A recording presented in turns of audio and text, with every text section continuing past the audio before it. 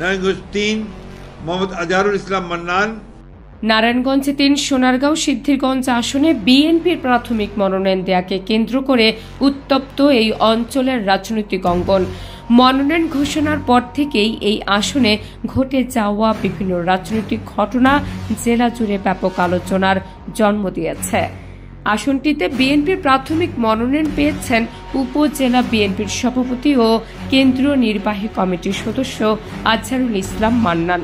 প্রাথমিক মনোনয়ন পেয়ে নেতাকর্মী নিয়ে প্রতিদিনই সোনারগাঁও ও সিদ্ধিরগঞ্জের বিভিন্ন এলাকায় গণসংযোগ করছেন তিনি।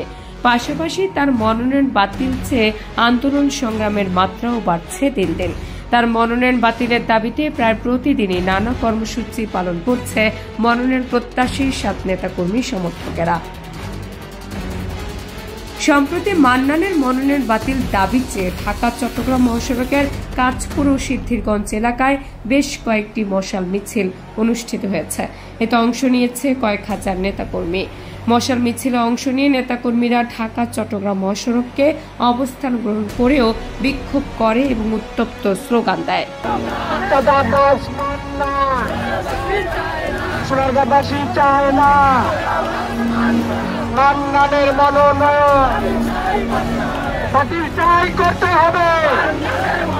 এর কয়েকদিন আগে ঢাকা চট্টগ্রাম মহাসড়কের চিটাগং রোড এলাকায় মানববন্ধন করা হয়েছে। এতে মান্নানকে মূর্খ, চাঁদাবাজ, দখলবাজ উল্লেখ করে তার মনোনয়ন প্রত্যাহার করার আবেদন জানানো হয়। এই মানববন্ধন সিদ্ধিরগঞ্জের জনগণকে সন্ত্রাসী বলায় মান্নানের প্রতি তীব্র ক্ষোভ প্রকাশ করেন নেতৃবৃন্দ। তাছাড়া বিএনপির কেন্দ্রীয় নেতা মির্জা আব্বাসের নেতাকর্মীদের চাঁদাবাজ বলায়ও প্রতিবাদ করেন তারা।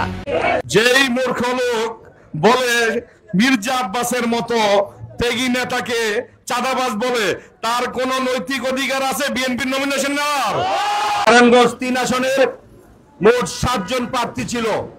7 জন প্রার্থীর মধ্যে 6 জনই শিক্ষিত, উচ্চ শিক্ষিত। এই 6 জনকে মূল্যায়ন করা হয় নাই, মূল্যায়ন করা হয়েছে একজন অশিক্ষিতকে।